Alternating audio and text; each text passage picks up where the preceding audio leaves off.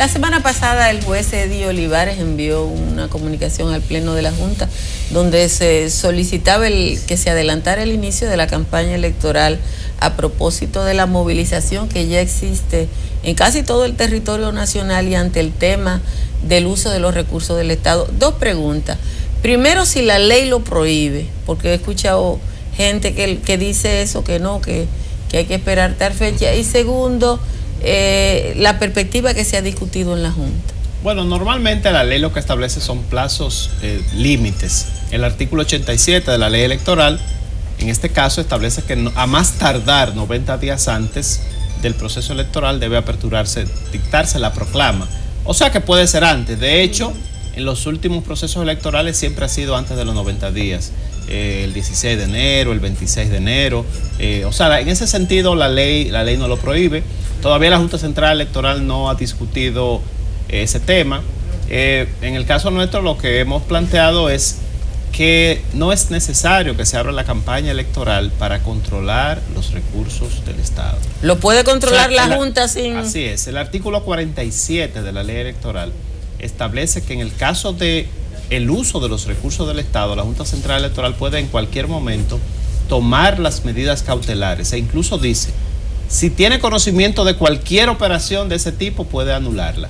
¿Por qué? Porque la ley electoral estableció en el año 1997 el financiamiento público.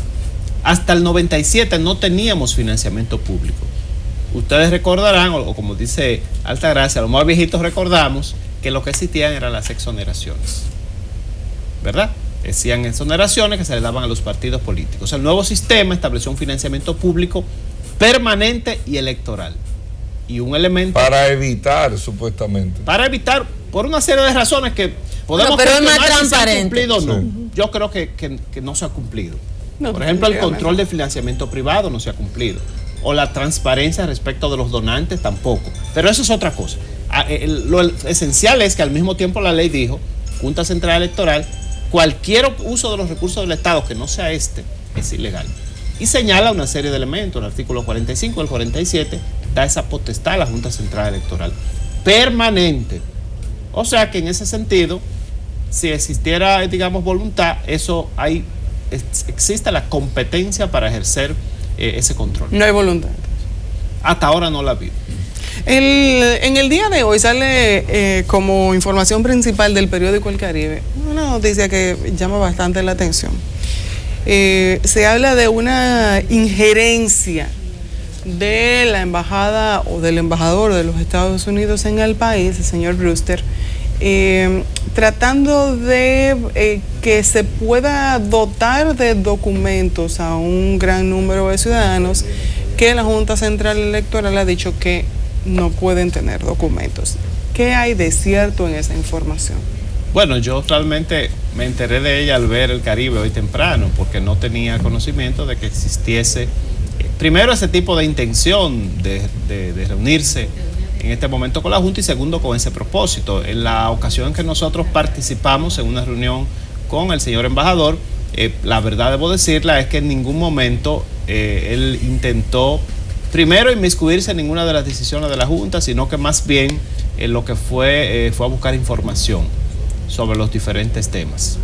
Y se le proveyó la información y incluso en los asuntos en que evidentemente hay diferencia de enfoque, también se le expresó. O sea que si es así, como dice esa información, nosotros no tenemos conocimiento. Bueno, El Caribe dice que revela la información.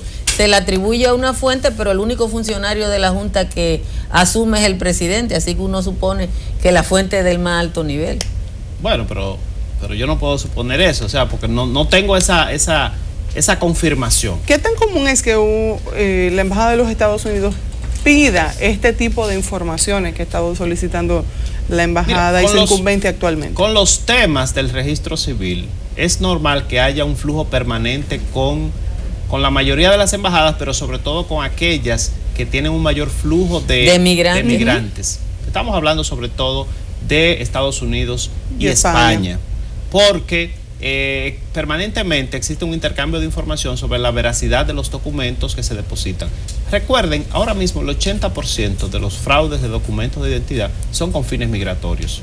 Ya en la época en que las actas y cédulas se falsificaban con fines electorales, pienso que es cosa del pasado. La mayor parte de ese tipo de fraudes tienen que ver con esos temas y por eso hay una información de carácter permanente sobre ese particular. ¿Pero están pidiendo información diferente ahora a la que se pide normalmente? Que yo tenga conocimiento, no. Que yo tenga conocimiento, no. La semana pasada, magistrado, Amnistía hizo una publicación y algunas críticas con el proceso. ¿Qué opinión tiene usted? Bueno, el tema de ese tema, yo desde hace mucho tiempo he planteado que es un tema que según la Constitución de la República compete al Poder Ejecutivo, a la Presidencia de la República, todo lo que tiene que ver con la política exterior. Digamos, ya la Junta Central Electoral en ese aspecto tiene una atribución, la que le atribuyen las leyes, pero ya el manejar las relaciones internacionales, el pronunciarse sobre ese tipo de documentos, de información, siempre hemos pensado que tiene que ser un tema del Poder Ejecutivo. Lo que yo siempre he dicho, ya en ese punto, y en el tema específico que se trata, es que nosotros tuvimos una oportunidad perdida. Y es que, como ustedes recordarán, sí, en el año 2013, antes de que hubiera sentencia 168-13 y antes de que ese problema adquiriera esa relevancia, nosotros planteamos una ley que resolviera el problema de los que estaban en el registro civil.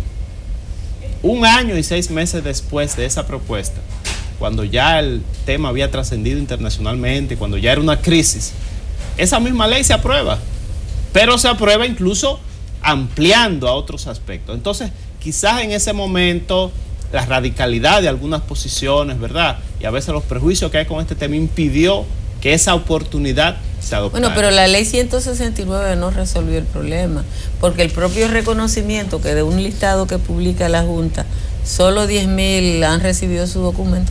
Yo me reía, hoy el Caribe publica que la empresa, que el mayor empleador del país, tanto de dominicanos como de ciudadanos haitianos, este fin de semana fue que recibieron su documento. Si esa es la empresa más grande de la República Dominicana, el grupo económico más grande de la República Dominicana, ¿qué va a ser del que limpia el jardín mío? Lo que sucede es que no solo es la ley, sino también la aplicación. Por ejemplo, ustedes recordarán que nosotros planteábamos con las personas que figuran en el registro civil que simple y sencillamente se le devolvieran los documentos. No, se validara, que no tenía que hacerse un procedimiento de transcripción, de validación, porque digamos esa no fue la intención del legislador. Recuerden que la ley 169-14 fue producto de un gran consenso político y social. Yo creo que es la ley que más se ha consultado. Toda la clase política estuvo de acuerdo. Fue aprobada a unanimidad por el Congreso. Entonces, digamos, el deber nuestro era facilitar su aplicación. Sobre todo del llamado Grupo A, que eran personas que tenían, digamos, toda la vida usando una identidad. El Grupo B, digamos, ya estaba sujeto por la propia ley a un mayor tipo de comprobación. Yo creo que sí, que ya a este momento todo el que estaba en el Grupo A debió haberse resuelto esas circunstancias. A propósito de ese tema, ya tenemos que terminar la entrevista, pero no quiero dejar pasar este momento. Se habla de que a esas personas del Grupo A se les llevó a inscribirse en un libro diferente al que estaba. Y al darse la duplicidad en los libros, no se les entregó el documento partiendo de la premisa de que estaba en 2 libros diferentes y que pudiera ser fraude.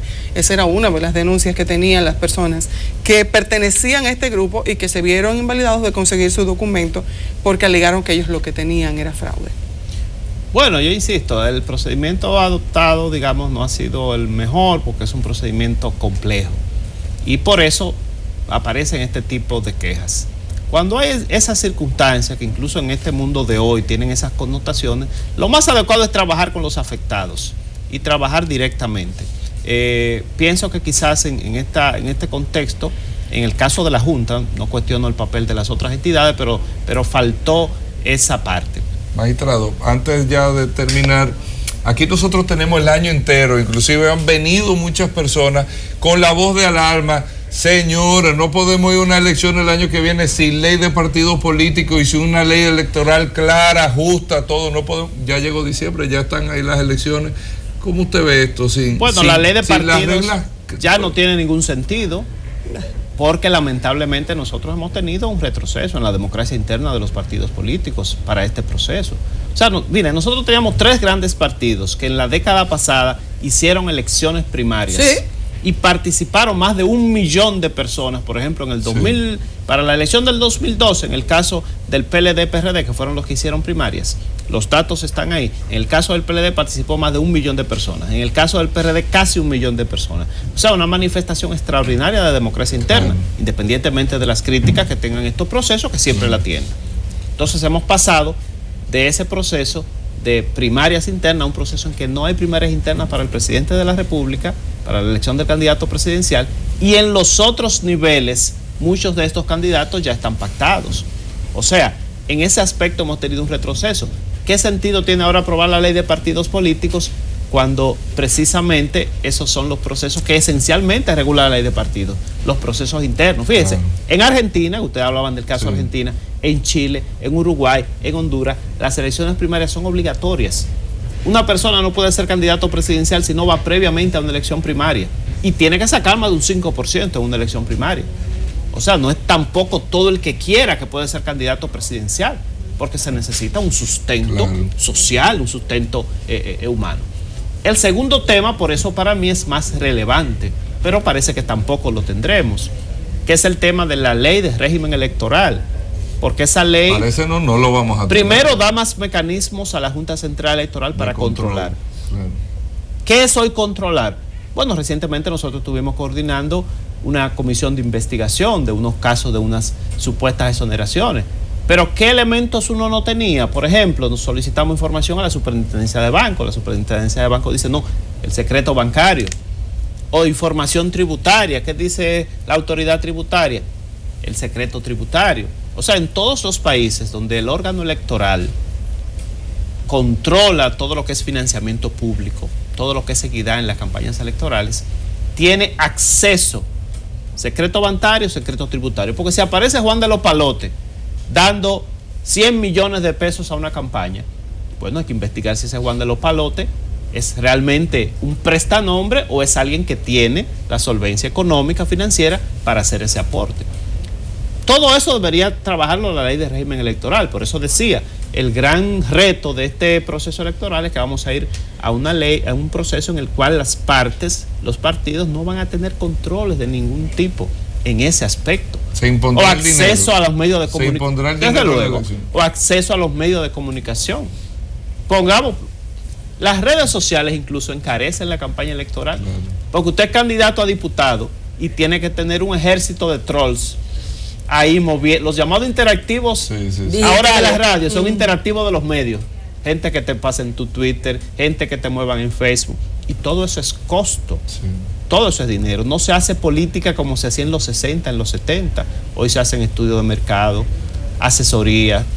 Ya no hay trabajo voluntario, que tú le des 50 fichas de Hugo para que me lo vayan a pegar. No, eso es una compañía que te lo va a pegar. Y además no van a hacer afiches, van a hacer murales electrónicos LED que te cuestan un dineral. Entonces, en la medida en que la política se encarece, eso, magistrado, aquí. Esa ley electoral urge. ¿Por qué? Porque van a votar no por un programa, no por las ideas. Nosotros necesitamos volver a las políticas ideas, dejarle la política esta por eso es que estamos estancados. Por eso estamos estancados como país. Así es.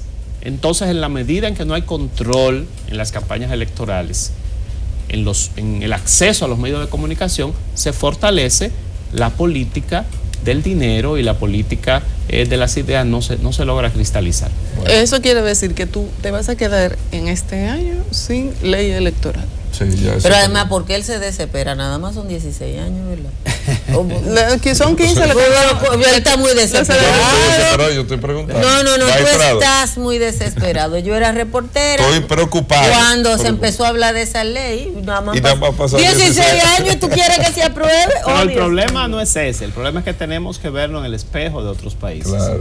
En el cual ya cada vez la política es menos una actividad que corresponde a líderes formados en la sociedad. Y menos búsqueda del bien común. Y es cada vez más incluso una actividad reservada o a personas muy adineradas o a personas vinculadas a grupos del narcotráfico, del crimen organizado. toda esa situación que se ve en esa franja, México, Guatemala, Honduras, tiene mucho que ver con todo esto. Fíjense el último caso fue el presidente de Panamá, que hoy es un prófugo de la justicia. Sí. O sea, yo creo mucho en lo que dice el expresidente de Uruguay, Pepe Mujica. Política y dinero no se deben. Cuando se mezcla política y dinero hay problemas. Bueno. Magistrado, muchas gracias por haber estado con nosotros temprano. Gracias.